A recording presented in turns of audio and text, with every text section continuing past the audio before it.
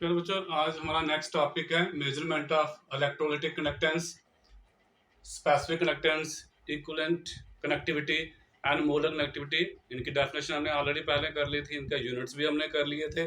आज हमने आगे पढ़ना है कि इनको हम मेजर कैसे कर सकते हैं, इलेक्ट्रोलाइटिक कंडक्टेंस कैसे निकाल सकते हैं, स्पेसिफिक कंडक्टेंस कैसे मेजर कर सकते हैं, इक्विवेलेंट कंडक्टेंस या मोलर कंडक्टेंस कैसे निकाल सकते हैं। जैसे कि हम जानते हैं कि जो कंडक्टेंस होती है that is reciprocal of resistance. तो इसका मतलब अगर हम रेजिस्टेंस मेजर कर पाए तो कंडक्टेंस अपने आप मेजर हो जाएगा। कि हम क्या करेंगे, कंडक्टेंस कैसे निकालेंगे, दैट इज 1/रेजिस्टेंस आ जाएगा, क्योंकि कंडक्टेंस जो होती है रेसिप्रोकल ऑफ रेजिस्टेंस है। और आपने लोअर क्लासेस में पढ़ा होगा अननोन रेजिस्टेंस कैसे निकाली जाती है, that is measured by Wheatstone bridge method. Wheatstone bridge method की यहाँ डायग्राम मैंने ड्रा की हुई है। यहाँ पे जो हमारे पास जो 4 आर्म का बना होता है, A B, B C, C D और ए डी। यहाँ पे रेजिस्टेंस कनेक्ट किए हुए हैं R1, फिर R2, R4, R3।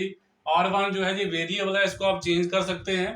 ये बॉक्स लगाया होता है रेजिस्टेंस बॉक्स, वहां से आप कीज अलग अलग यूज कर सकते हैं, 5 ओम की, 2 ओम की, 0.1 ओम की। तो वहां पे आपके पास जो होता है पूरा बॉक्स, उसमें आप चेंज कर सकते हैं। तो जो वेरिएबल रेजिस्टेंस होती है। R2 क्या अननोन रेजिस्टेंस है, कोई वायर है जिसका हमने रेजिस्टेंस निकालना है, कोई भी मटेरियल है उसका हमने रेजिस्टेंस निकालना है, उसको यहाँ पे जोड़ा जाता है।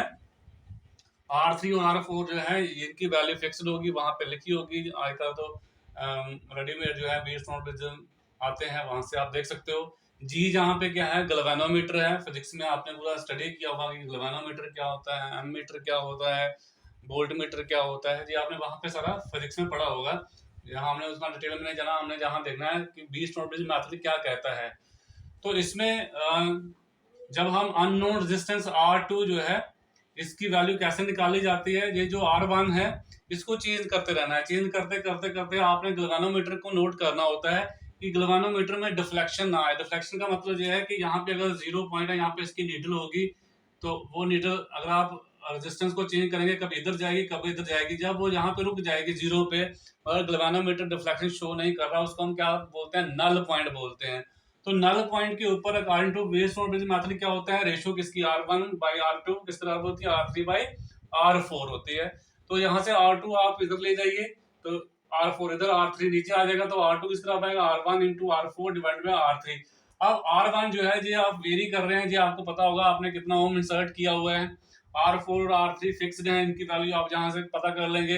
तो इन सब की वैल्यू R1, R3, R4 की अगर आपको पता है तो आप क्या मेजर कर सकते हैं, R2 मेजर कर सकते हैं। तो यहाँ पे अगर आपने कोई वायर लगाई हुई है तो उसका जो रेजिस्टेंस है R2, इस तरह से आप कैलकुलेट कर सकते हैं एट नल पॉइंट। तो नल पॉइंट क्या होता है ये भी पूछने के बाद, when there is no deflection the galvanometer, उसको हम क्या बोलते हैं, नल पॉइंट बोलते हैं। तो इस तरह से हम अननोन रेजिस्टेंस को निकालेंगे और इसका रेसिप्रोकल लेंगे, तो इसी मटेरियल का क्या मिल जाएगा आपको, जहाँ पे वायर लगाई है इसका आपको कंडक्टेंस पता चल जाएगा। अब यहाँ पे दिक्कत क्या है, हमने अब निकालना है जो हमारा है मेन टॉपिक है इलेक्ट्रोलाइटिक कंडक्टेंस है। तो इलेक्ट्रोलाइटिक कंडक्टेंस कोई वायर नहीं है, हमारे पास इलेक्ट्रोलाइटिक सोल्यूशन होगा, उसको यहाँ पे कैसे कनेक्ट करें, वो यहाँ पे थोड़ी प्रॉब्लम आएगी, वो आगे हम डिस्कस करेंगे। पहले जो आपको थोड़ा सा मैं बता दूं क्या लिखा हुआ है यहाँ पे, जो मैंने समझाया वही लिखा है। तो measurement of electrolytic conductance, as we know that conductance is reciprocal of resonance, sorry ये रेजोनेंस गलत लिखा, रेजिस्टेंस कीजिए उसको, resistance. Hence, electrolytic conductance can be measured by measuring resistance, and which can be determined by Wheatstone bridge method, as shown in figure. It consists of 4 arms containing the resistances. कौन कौन से resistance है, R1, R2, R3, R4, 4 arm मैंने बता दिया आपको, इनके नाम बता दिए, A B B C C D and A D। फिर R1 क्या है ये भी बताया आपको, वेरिएबल रेजिस्टेंस है, and R2 is unknown resistance which to be measured, जिसको हमने निकालना है, which has to be measured लिख सकते हैं आप, which has to be measured. G is the galvanometer. At null point there is no deflection in the galvanometer, and at that point क्या होता है ये मैंने आपको पहले बता दिया। अब हम करेंगे इलेक्ट्रोलाइटिक सॉल्यूशन की रेजिस्टेंस निकालने में क्या दिक्कत आती है, नेक्स्ट स्लाइड में करते हैं। तो जब हम किसी इलेक्ट्रोलाइटिक सॉल्यूशन की रेजिस्टेंस निकालने जाएंगे तो हमें वहां पे ये 3 हमें प्रॉब्लम फेस करनी पड़ेगी। पहली प्रॉब्लम ये है कि इलेक्ट्रोलाइटिक सोल्यूशन जो है, जैसे हमने वायर कनेक्ट कर दी उस तरह से कनेक्ट नहीं किया जा सकता। इसके लिए एक स्पेशल वेसल चाहिए, ऑपरेटर चाहिए। दूसरा ये है कि जब हम वहाँ पे बीच रोड पे जो मात्रा, अगर आप पीछे डायग्राम देखो तो वहाँ पे हम बैटरी यूज कर रहे हैं, यानी कि डायरेक्ट करंट यूज कर रहे हैं। और जब हम डीसी करंट अप्लाई करेंगे उस केस में जो हमने इलेक्ट्रोलाइट डाला होगा उसकी इलेक्ट्रोलिसिस हो जाएगी, तो आयंस की कंसंट्रेशन इलेक्ट्रोड के पास चेंज होती जाएगी, जिसकी वजह से रेजिस्टेंस जो है वो उसमें चेंज आ जाएगा। तो ये जो इलेक्ट्रोड की तरफ जो है आयन आयन की जो कंसंट्रेशन चेंज होगी, इसको हम क्या बोलते हैं, पोलराइजेशन इफेक्ट बोलते हैं। तीसरी प्रॉब्लम आएगी कि जब हम अल्टरनेटिंग, आगे हमने ये देखना है कि ये जो हम डीसी करंट है इसको हम ये जो प्रॉब्लम है इसको कैसे ओवरकम करेंगे। हम डीसी करंट की जगह क्या यूज करेंगे, अल्टरनेटिंग करंट यूज करेंगे with frequency 550 to 5000 cycles per second. But जब हम अल्टरनेटिंग करंट यूज करेंगे तब हम गैल्वेनोमीटर यूज नहीं कर सकते हैं। तो ये तीन प्रॉब्लम्स हैं, इन तीनों प्रॉब्लम को ओवरकम किया जाएगा। इन तीनों प्रॉब्लम को कैसे सॉल्व किया जाएगा, तो first of all electrolytic solution को कनेक्ट करने के लिए हमें स्पेशल टाइप का वैसल लेना है, जिसको हम कनेक्टिविटी सेल बोलते हैं। तो special type of vessel such that electrolytic solution जो है वो इलेक्ट्रोड के बीच में आ जाना चाहिए पूरा का पूरा। ये जो स्पेशल टाइप का वैसल है जिसको हम कनेक्टिविटी सेल बोलते हैं, ये पायरेक्स ग्लास स्पेशल टाइप का ग्लास है, पायरेक्स ग्लास का बना होता है और उसमें प्लैटिनम की दो इलेक्ट्रोड लगी होती हैं और ये फिक्स डिस्टेंस पे होती हैं, इनके बीच की दूरी आप आगे पीछे नहीं कर सकते, ये फिक्स्ड होती है। तो दूसरी प्रॉब्लम जो है डायरेक्ट करंट की, मैंने आपको बोला इसको हम कैसे ओवरकम कर सकते हैं। To overcome the problem of electrolysis and polarization effect on alternating current and alternating current with frequency 550 to 5000 cycles per second is used. तो हम डीसी की जगह डायरेक्ट करंट की जगह अल्टरनेटिंग करंट यहाँ पे यूज करेंगे। दूसरा, पोलराइजेशन इफेक्ट को और रिड्यूस करने के लिए हम प्लैटिनम की जो इलेक्ट्रोड है इनको हम प्लैटिनम ब्लैक में फाइनली डिवाइडेड पाउडर लेना आपने प्लैटिनम का, उसके साथ इनकी कोटिंग करनी है ताकि पोलराइजेशन जो है वो रिड्यूस हो सके। तीसरा, जब हम जो है गैल्वेनोमीटर जो है वो नहीं यूज कर सकते, तो गैल्वेनोमीटर की जगह हम जहाँ पे क्या यूज करेंगे, हेडफोन यूज करेंगे, जहाँ ईयरफोन यूज करेंगे। तो कंप्लीट असेंबली जो हम इलेक्ट्रोलाइटिक सॉल्यूशन की कनेक्टेंस निकालने के लिए, जहाँ पहले रेजिस्टेंस निकालने के लिए जो हम असेंबली यूज करेंगे, और नेक्स्ट स्लाइड में आपको डायग्रामेटिकली बताते हैं कि कैसे रहेगी। ये हमारा क्या है, कनेक्टिविटी सेल है, इसमें ये पायरेक्स ग्लास का बना हुआ है, ये अंदर सील्ड ग्लास की ट्यूब है, प्लैटिनम की इलेक्ट्रोड्स हैं, ये इलेक्ट्रोड किसकी हैं, प्लैटिनम के हैं, और जहाँ पे हमने कनेक्टिंग वायर लगाई हुई है। तो इसमें हम सोल्यूशन डालेंगे जिसका हमने क्या निकालना है, रेजिस्टेंस निकालनी है। तो इलेक्ट्रोलाइटिक सॉल्यूशन की रेजिस्टेंस निकालने के लिए असेंबली हमने बनाई हुई है, उसको मॉडिफाई किया जो बीच रोड मात्रा में पीछे पड़ा। तो यहाँ पे ये क्या स्ट्रेचड वायर है AC, यहाँ पे हमने इसको क्लिप के थ्रू जोड़ा हुआ है। यहाँ पे क्या है, ये स्टैंडर्ड रेजिस्टेंस बॉक्स R है। फिर यहाँ पे हमने वायर के थ्रू इसको जोड़ा हुआ है, हेडफोन के जोड़ा हुआ है, हेडफोन के आगे वायर के साथ क्या लगाई हुई है, जॉकी लगाई हुई है। ये हमारा कनेक्टिविटी सेल है, इसमें हमने सोल्यूशन डाला हुआ है इलेक्ट्रोलाइटिक सॉल्यूशन, जिसकी हमने क्या निकालनी है, रेजिस्टेंस निकालनी है। कनेक्टिंग वायर के थ्रू इनको जोड़ा गया है, तो ये कनेक्टिविटी सेल आ गया। ये हमने अल्टरनेटिंग करंट का सोर्स जोड़ा हुआ है, ये हमारा हेडफोन है। तो देखिए इसमें हमने कैसे निकालना है, हमने क्या करना है, यहाँ से जो हमारा वेरिएबल रेजिस्टेंस है, जो स्टैंडर्ड रेजिस्टेंस बॉक्स लगा होगा, इसमें से हमने कोई रेजिस्टेंस की वैल्यू कोई भी की लगा देनी है, जिसकी वैल्यू आपको पता होगी कि 0.5 ओम है, 2 ओम है, 3, वट जो भी आप यहाँ पे इंट्रोड्यूस करोगे। जैसे आपने ये लगा दी, अब आपने क्या करना है, ये जाकी जो है इसको वायर के साथ क्या करना है, मूव करना है, आगे पीछे मूव करना है। जैसे आप मूव करोगे हेडफोन में जो है साउंड जो है बढ़ना शुरू हो जाएगी। एक पॉइंट ऐसा आएगा, अगर आप इस तरफ जाओगे तब भी बढ़ जाएगी, इस तरफ जाओगे तब भी बढ़ जाएगी। आपने वो पॉइंट जो है वायर के ऊपर फाइंड करना है जहाँ पे मिनिमम साउंड होगी। अगर आप लेफ्ट की तरफ मूव करते हो तब भी बढ़ जाएगी, राइट की तरफ मूव करते हो तब भी बढ़ जाएगी। तो आपने ऐसा पॉइंट लोकेट करना है इस वायर के ऊपर, धीरे धीरे आपने जॉकी को मूव करते रहना है और पता करने की कोशिश करनी है कहाँ पे जो वॉल्यूम है हेडफोन में आपको सबसे मिनिमम आ रही है। वो जो पॉइंट होगा, मान लीजिए जहाँ पे पॉइंट D है, जिस पॉइंट के ऊपर मिनिमम साउंड आ रही है, that will be known as null point. जैसे वहां पे नल पॉइंट था, यहाँ पे भी नल पॉइंट है। वहां पे हम देख रहे थे जब गैल्वेनोमीटर में डिफ्लेक्शन नहीं आएगी तब नल पॉइंट अचीव होगा। जहां पे नल पॉइंट कब होगा, जब आपके हेडफोन में जो है मिनिमम साउंड आएगी। तो जैसे ही नल पॉइंट पहुंच जाएगा, एट नल पॉइंट क्या होगा, resistance R divided by resistance of length AD equal to किसके बराबर आएगा, resistance of this conductivity cell, यहाँ पे रेजिस्टेंस ऑफ इसको x लिख लीजिए, ये रेजिस्टेंस x है, ये किसकी रेजिस्टेंस है, ये रेजिस्टेंस है इलेक्ट्रोलाइटिक सॉल्यूशन की। तो resistance of electrolytic solution divided by length, resistance of length DC, ये दोनों बराबर आएंगे। तो यही मैंने लिखा हुआ है, suitable value of resistance R is introduced from standard resistance box and jockeys moved along the stretched wire until the sound reduced to minimum, and say at point D sound in the headphone is minimum, then D will be the null point, and at null point resistance R divided by resistance X equal to resistance of wire AD divided by resistance of wire DC। तो X क्या है, electrolytic solution की resistance है जो हमने find करनी है, जिसको हमने मेजर करना है। अब आपने पहले भी पढ़ा कि रेजिस्टेंस जो होती है that is directly proportional to length, तो हम जहां रेजिस्टेंस की बजाय क्या लिख सकते हैं, length AD divided by length क्या लिख सकते हैं, DC लिख सकते हैं। तो जहां से रेजिस्टेंस X किस बराबर आ जाएगा, इसको आप इधर ले जाइए, इसको इधर ले जाइए, रेजिस्टेंस X इधर आ जाएगा, तो रेजिस्टेंस X आ जाएगा resistance R into length DC divided by length AD। अब देखिए ये जो लेंथ है, यहाँ पे आप स्केल ऑलरेडी वहां पे लगा होता है, जो आजकल रेडीमेड आते हैं, जहाँ तो आप जहाँ पे स्केल रख के मेजर कर लीजिए AD लेंथ कितनी है, DC लेंथ कितनी है, जी आप मेजर कर सकते हैं स्केल की हेल्प से।